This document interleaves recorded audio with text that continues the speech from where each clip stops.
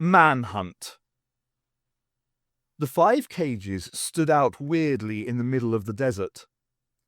Entirely made of unbreakable plastiglass, they had no joins in them except around the glass and metal doorway. Each was designed to imprison one human being who discovered, once the door had been sealed electrically, that the cages were so designed that the occupant could never relax in comfort. They were not high enough to stand up straight in, nor wide enough to lie in, or sit or kneel in. For 2 whole days and nights, the fierce sons of Skaro had roasted the prisoners, and the chill nights had frozen their already aching muscles and sinews. For 48 hours, too, there had been no food and water. The Daleks had simply thrust the 5 Earth space captains into their torture chambers and apparently forgotten all about them. Then, on the 49th hour exactly, for Merrick Scrivener had kept a careful eye on the time, more to retain his sanity than for any other purpose, the Daleks reappeared and opened the first of the cages, taking no notice of the exhausted prisoner who dragged himself through the glass and metal door and pitched full length on the sand. A Dalek, recognizable from his fellows by the thick black line painted across the top of his outer casing, moved slightly towards the men in the cages, while his 3 assistants unloaded a small box from the hover platform they had brought with them. "I am the Examiner Dalek. An endurance trial has been ordered, and you are the subjects. The object is to learn the weaknesses of human beings." "And if we refuse?" asked Merrick, passing a dry tongue over his cracked lips. "Then you die where you are. We do not think you will refuse this trial, however. Human beings seem to rely very much on optimistic possibilities of the future, which you describe with your word, hope." "What sort of hope are you giving us exactly?" "Of permanent life? None," replied the Examiner. "Of decaying death? A chance. Each one of you, in turn, will be given a little water. In the forest, at the edge of this desert, a further supply of food and water will be left, and a weapon. Survival, for a time at least, is in your own hands." "And where are the Daleks going to be?" queried the man in the next cage to Merrick, a rather heavily built veteran space captain named Reese. "I believe on Earth you call it hunting," came the reply, and the men looked at each other. Kibber, the man lying outside his cage, was drinking greedily from a metal container of water. He lowered the flat bottle from his lips and poured the remaining drops of water over his head and face. "When do I start?" he demanded. The Examiner Dalek swiveled slightly and ran his eye stick up and down the waiting man's body. "Now." Cribber nodded and looked at his 4 friends with a slight smile. "See you in the forest," he said casually. He turned and started to run across the sand to the line of distant trees. The Examiner Dalek turned itself as if to watch the moving figure. Suddenly, a stream of blue and yellow rays spat out from the Examiner's gun stick, hitting Kibber in the small of the back. The running man staggered and threw up his arms in agony, as the rays seemed to form a cloud all over him. Then the twisted body crumpled onto the sand and lay still. The Examiner swiveled slowly and studied the 4 remaining prisoners, who were struck into silence by the horror of Kibber's ghastly death. "That is a warning that hope can be short-lived," grated the Dalek. For a while, the 4 captives fumed and shouted. Merrick persuaded them to be quiet. The Daleks busied themselves unloading the small water containers from the hover platform, placing one bottle in front of each of the cages. Then, with a slight swirl of sand, the machine sped away into the air, guiding the platform between them and disappearing into the distance. Twice more, Merrick watched his friends being killed. The metal and glass doors, activated by some hidden impulse, sprang open one after another. Each time, the man tumbled out, gulped his water, and ran towards the forest. And twice, Merrick watched as a Dalek hurtled out of the sky and used its gun stick with unerring effect. Merrick and Reese crouched in their cages, grimly silent. 50 hours before, a proud patrol of 5 Unispace Attojets had been conducting a survey of the colony planets of Skaro.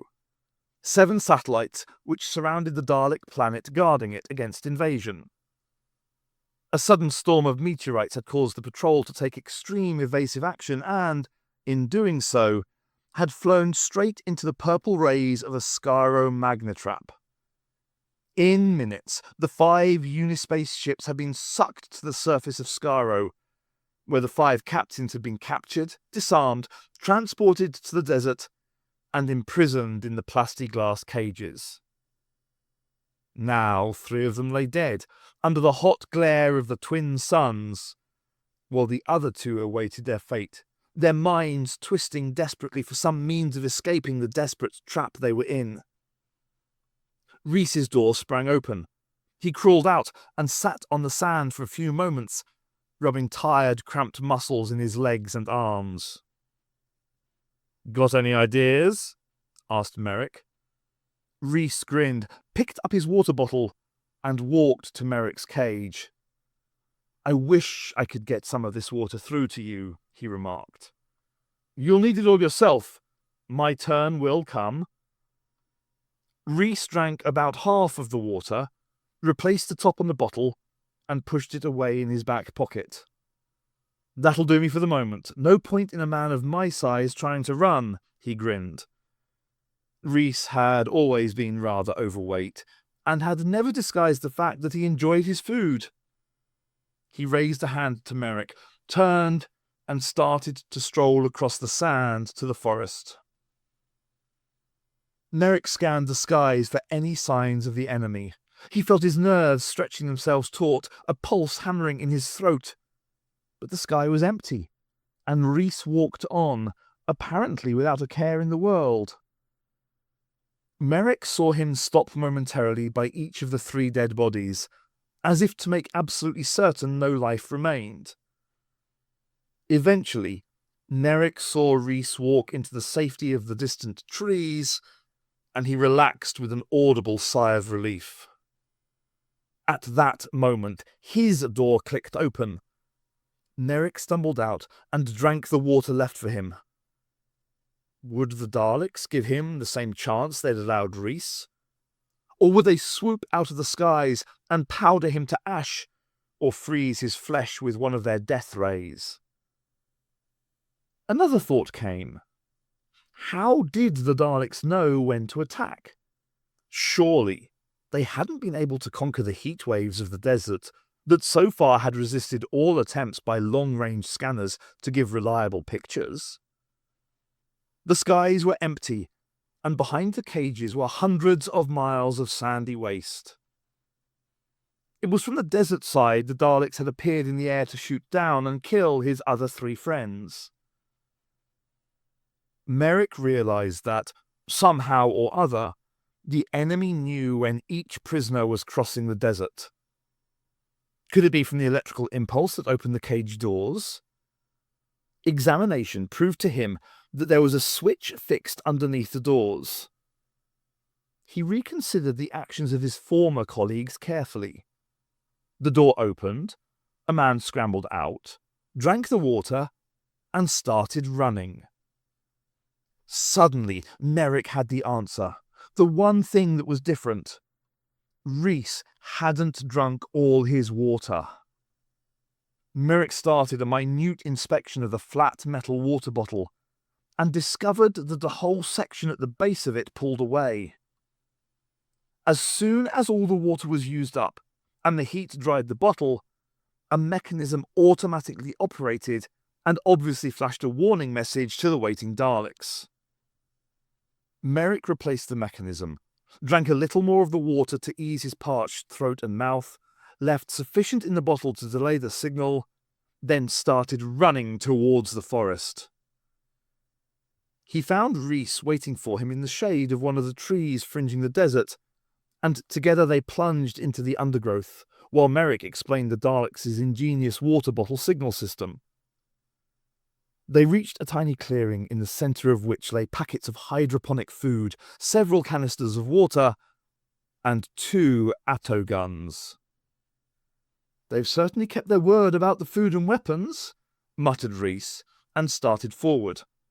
Merrick put out a warning hand. They stood at the edge of the clearing, staring at the tempting collection of arms and supplies. "You think they've put radio beams on those too?"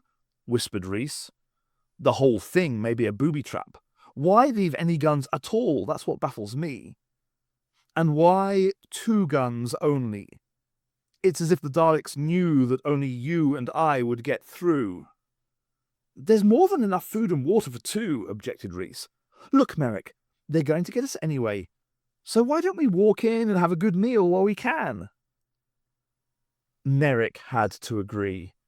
Neither of them had eaten anything for 2 days.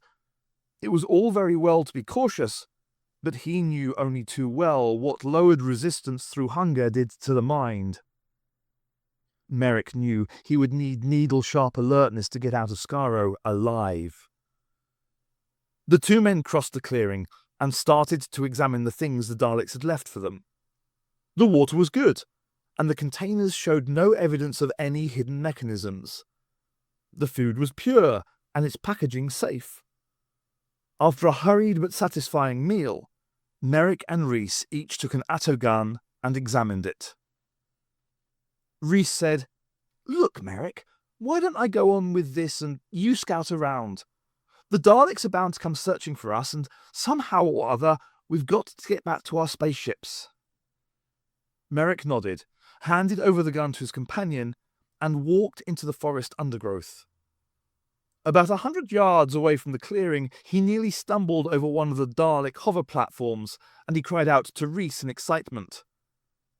Rhys joined him breathlessly, both guns stuck in his waist belt, reminding Merrick of one of the cowboys in stories he had read of early Earth America in the late 1800s. Together, they clambered onto the platform. Rhys operated the lifter drive, and the craft rose from the forest and started speeding through the air. After travelling about 10 minutes, enormous explosions began to emit shockwaves behind them, from the forest they had just left. Rhys grinned at Merrick. "I emptied those water bottles," he chuckled. "I imagine the Daleks must have dived on that forest and blasted it to smithereens." "Good idea," said Merrick. "They'll think we're dead and gone by now." Suddenly, he shot out a hand and pointed, while his other clutched the edge of the little platform. Rhys shaded his eyes, then whooped with delight. A Dalek magnetrap, which had trapped their ships in the first place, lay before them, and beside it were the 5 spaceships. "I can't see any Daleks," said Merrick, "and it bothers me." "I don't know what you want," cried Rhys. "Here we are, 10 minutes away from freedom, and you're looking for difficulties." Merrick stared beneath the hover platform. The sandy desert was giving way now to rocks and sparse, dry-looking scrub plants. The whole area seemed ominously quiet and abandoned, almost as if the Daleks had left it deliberately. He shrugged. "Let's have a look," he said eventually. Rhys deactivated the platform control, and the craft descended to land gently on the ground behind some boulders. As they stepped off, Merrick stumbled, clutched at his companion. They both fell heavily, and their attoguns clattered noisily on the rocks. Merrick apologized, gathered the guns, and handed one to Rhys. "If there are any Daleks about, they'll have heard that," he whispered, as they ran to hide behind a boulder on the other side of which were the 5 spaceships. No sound broke the silence. They looked at each other. "I tell you, it's going to be all right," said Rhys. "Come on, let's get into one of the ships and get going." The 2 men edged their way through the boulders and moved to Merrick's ship, the Guardian, which was nearest. Looking at the skies for danger, Merrick started up the ramp. "That's about as far as you go," said Rhys. Merrick turned at the top of the ramp and looked down at Rhys, who had the attogun in his right hand, pointing directly at him. "You nearly found out in the forest, didn't you?" said Rhys quietly. "You wondered why there were only 2 attoguns. I'm glad you didn't. Our idea was to let you get as far as possible until hope was really strong inside you. 1 step into the ship, Merrick, 1 push of a control button, and you'd be away. How does it feel to be so near and yet impossibly far?" Merrick stared back at the figure of Rhys, his grey eyes taking on the texture, suddenly, of highly polished steel. "When did the Daleks make the changeover? From the real Rhys to you, a humanoid copy of him?" "In the transportation to the cages in the desert," replied the other. "Although I'm not really a humanoid, you know. Just underneath the collar of my shirt is a small, flat brain disc, infinitely better than the one Rhys had. After all, it fooled you, didn't it?" "Not for a second," said Merrick calmly. "Oh, you might just have been lucky with the water in the desert, not drinking it all. But the real Rhys wouldn't have walked. I knew Rhys well, and the real Rhys wouldn't have known how to operate a hover platform. There are only 2 human beings in the whole of space who do know. A girl called Britt, and myself." "It doesn't matter," shouted Rhys. "Walk off that ramp. You're going to serve us now, and record the story of why the Daleks must triumph over humanity. We'll duplicate those recordings in millions and see that every single human being in space has one." Merrick looked at Rhys pityingly. "You really shouldn't have let me trip us both when we stepped off the hover platform. I knew that one of the 2 guns would be useless, and that you'd keep the working one for yourself.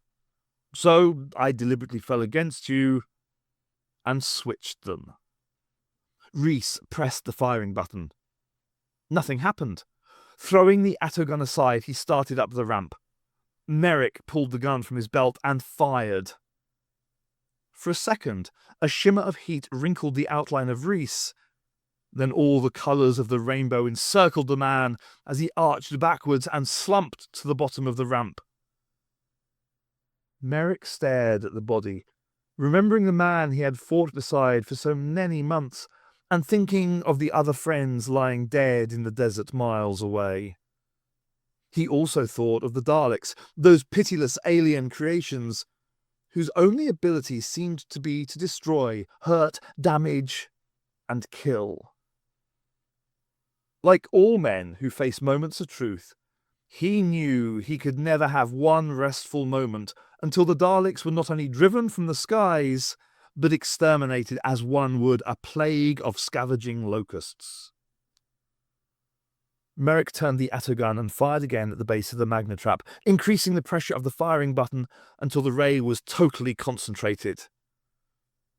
There was a small explosion and a burst of smoke as he short-circuited the static electromagnetic power.